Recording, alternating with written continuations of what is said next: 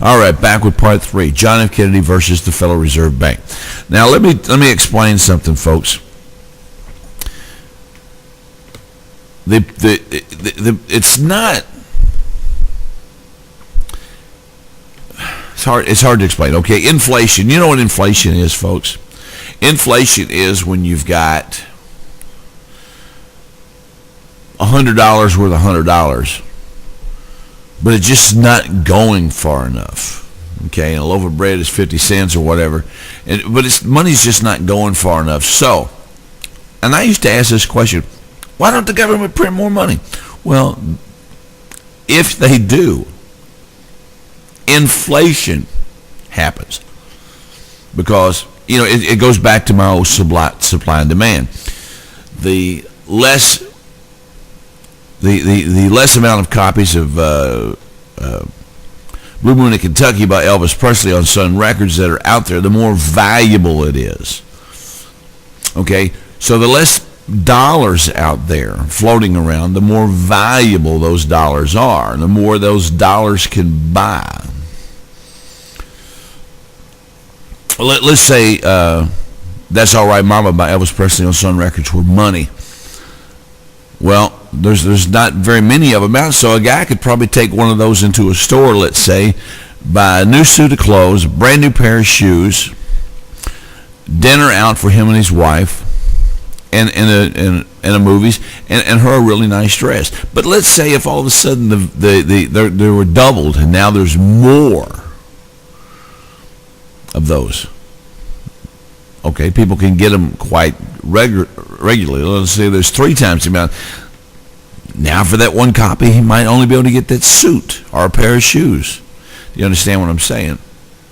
So you've got to have money out there to purchase, but it has to have some power behind it. It has to have some purchasing power.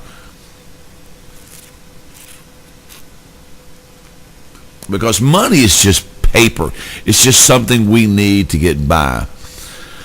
Actual, real products. This computer, my monitor, my stereo, my guitars, those are what hold value. Those hold value. Your car holds value. Yeah, it goes down in value every year because you use it. But once it gets to a certain point, then it's might go back up like a 52 Chevy, value of a 52 Chevy. But that's what holds value, the actual product that man, and when I say man, women, don't get mad at me, I'm including you in all this. It's the actual product that man has taken his hands and built and put his blood and sweat into to create this cigar. This cigar. Someone put the seeds in the ground. Someone cultivated this tobacco. Someone grew this tobacco. And over the course of years, 6 years probably, when the tobacco finally was ready, after all the carrying and everything that these people put into it, someone rolled this cigar and put his talent into to build this cigar. This cigar holds more value than the $6 that the Federal Reserve printed that I had in my pockets to buy this cigar. The product itself holds more value. You know, when it gets to the day when I can trade something for something I need, it's not going to be money, you know. But right now we need money out in the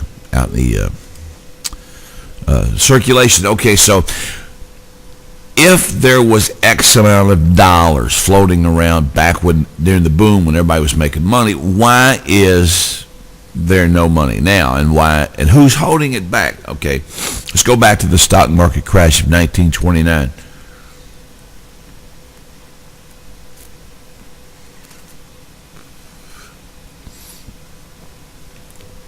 The Federal Reserve Bank was in place, and what they wanted to do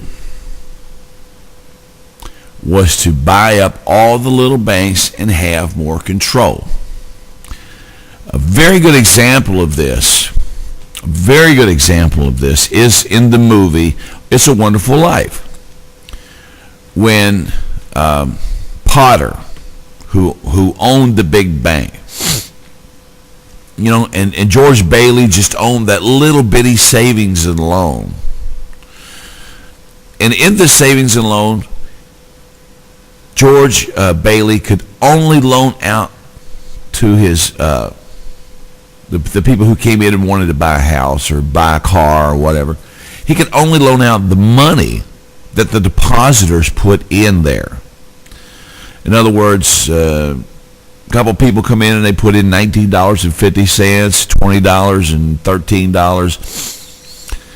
George Bailey would promise to pay them back that money plus a little bit of interest, because he knew that Bert and Ernie, the cop and the cab driver, were going to come in and borrow that very money, but pay him just a little bit more interest, okay? I don't know what it was. Let's say it was 5%, and he's going to pay the bar. He's just the middleman. I'm going to give you 2% in 6 months on your $50 investment or $50 deposit, because I'm going to get 5% from these people. That way I've made a 3% profit, and there's nothing. But see, what the banks do now, the banks create money out of thin air, and don't get me started on that. You deposit $100, all they have to hold back is 10, and they can loan out the entire 100 plus about, I think it's like 900 more. And then you can come and take your $100 back out, but in paper they've got it written down. It's Mechanics of Modern Money. Look that up, Mechanics of Modern Money. Okay, so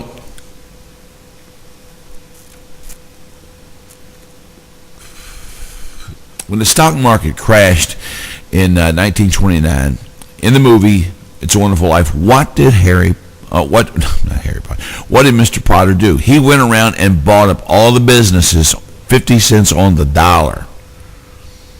He became a very wealthy man, because it's not the money that held the value and the value. It was the businesses, the buildings that man built out of their hands. And he tried to buy from George Bailey all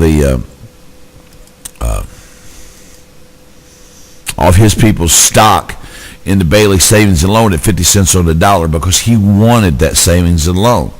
But how did this happen? Okay, the money was contracted. The money was taken out of circulation. And who can take money out of circulation? The very people who created that money. The very people who created that money at that time was the Federal Reserve Bank. Why did they do that?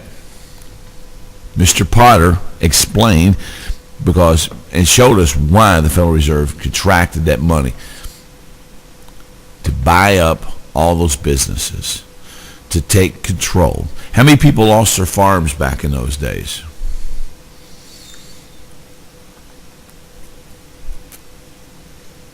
Chances are, if you're up there a little bit in age, you probably remember your parents fighting or arguing, or your grandparents. Holy shit, we lost the farm. That's where that phrase came from. You lost the farm. An interesting story a fellow from the smoke shop tells about his parents. It might have been his grandparents back when they had bought a farm. The owner of the bank came down, and he was really good friends with us, and he told him, he said, you got X amount of dollars in savings. Here's what I want you to do. He said, I want you to go down tomorrow and go with me. Take your money out of the savings account and pay off your farm. And they said, no, we kind of like it like this. And he insisted, pay off your farm. So they came down, drew the money out, paid off the farm, and now they own the farm 100% debt-free. I believe it was that next Monday, they said, was the stock market crash when everybody lost everything. These people didn't, because they now own the farm. The man knew what was going to happen. That banker knew what was going to happen. It had been planned, and that's... I'm over. Next part. Check out part 4.